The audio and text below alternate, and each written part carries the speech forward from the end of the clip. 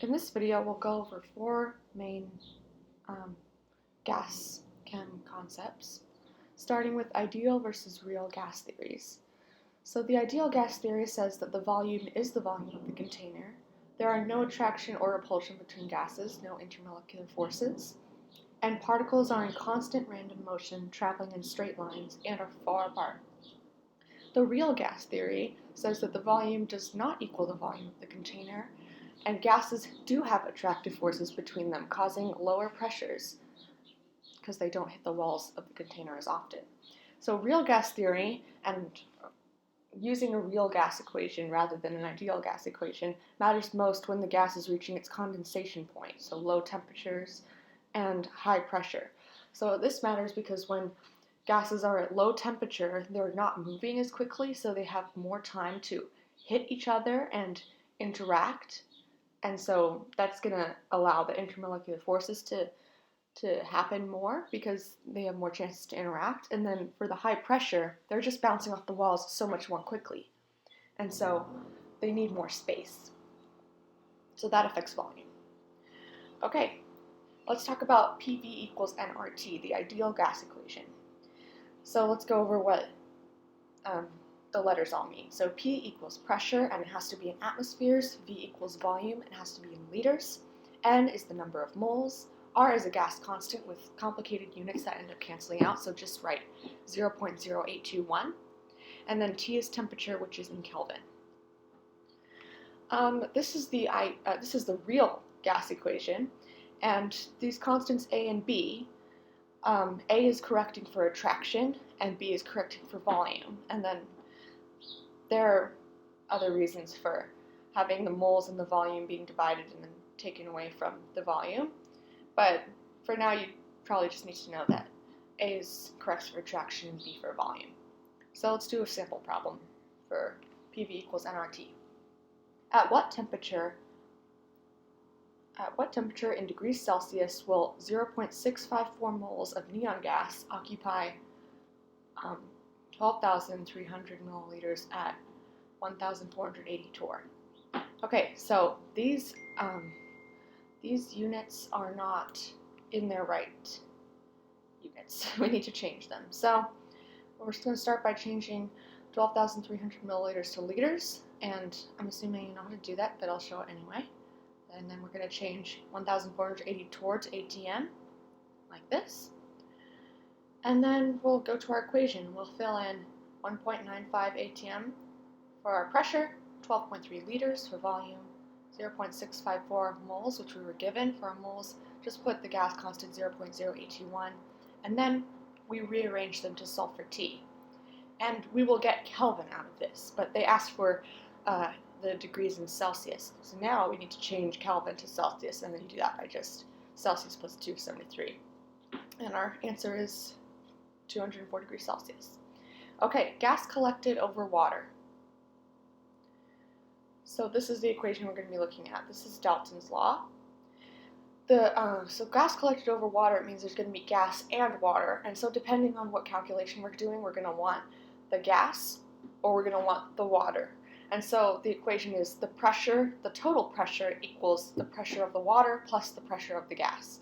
And the pressure of the water is temperature dependent, and there's a chart that you're going to want to use to find the pressure, sorry. And we want the pressure of the gas most of the time. So let's do a sample problem with that.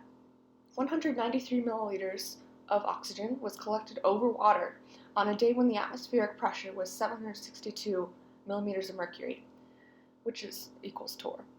The temperature of the water was 23 degrees Celsius. How many grams of oxygen were collected? So we're going to start by getting translating the 23 degrees Celsius to torr from our chart.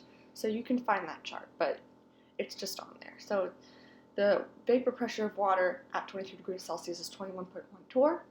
Here's our equation, and so we put the total pressure, 762 torr, equals 21.1 torr plus the pressure of the oxygen, and so we can solve for that easily. And then the pressure of the oxygen is 741 torr. So we also need to change 193 milliliters to liters, like this. Change 23 to Kelvin, 23 degrees Celsius to Kelvin, and we'll get 296 Kelvin.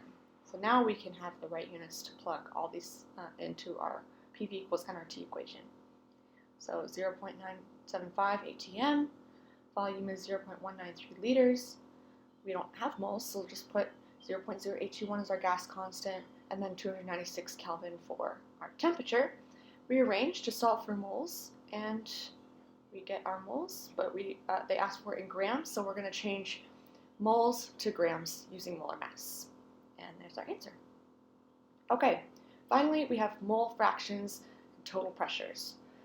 So this is the two main equations that we need. So we have, it's kind of like a percent, and we're not going to have any units for a mole fraction because the moles cancel out, so there's no units. So we have moles of a certain gas over the total moles equals X, and then we use that X in the equation below, which is the pressure to find the pressure of the gas A, you have X, and then times the P, the pressure of the total. So we can do a sample problem with that. Okay, so we have this equation that's given. It's a combustion reaction.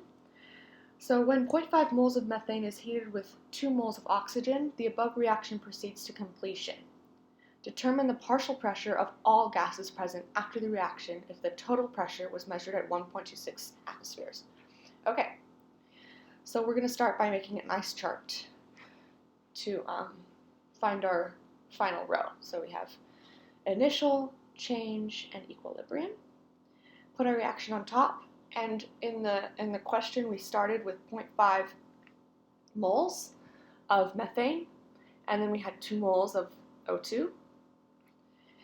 And we have an X on here because we only start with the 2 on the right, and we have no product as soon as the reaction is started. So the change row is kind of difficult. It's about stoichiometry. So since the reaction is proceeding to the right, we are going to be losing product and gaining reactant. Sorry, I literally said that the opposite. We're going to be losing the reactants and gaining product. So that's why we're going to have negative 0.5. And we lose all of the methane because it is the limiting reactant. And we know that it's the limiting reactant because we start with less moles of that than we have of O2. So we know that 0.5 is going to run out faster than 2. So that's why we have this. And negative 0.5 in this change row equals, think of it as equaling 1 mole.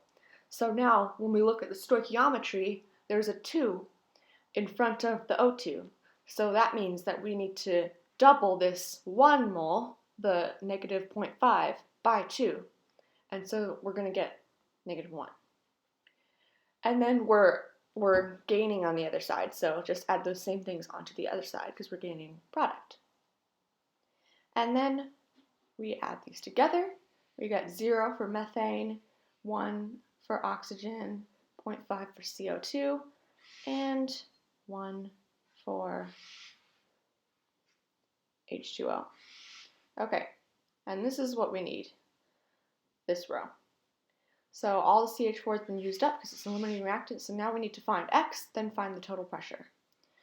So the pressure of O2, this is the equation for X because it's the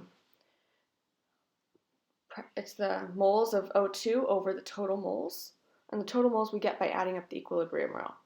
And so again, moles over total moles, moles over total moles. And then we just multiply by what we were given, the pressure that we were given, the total pressure. And do math to get these answers. And that's it.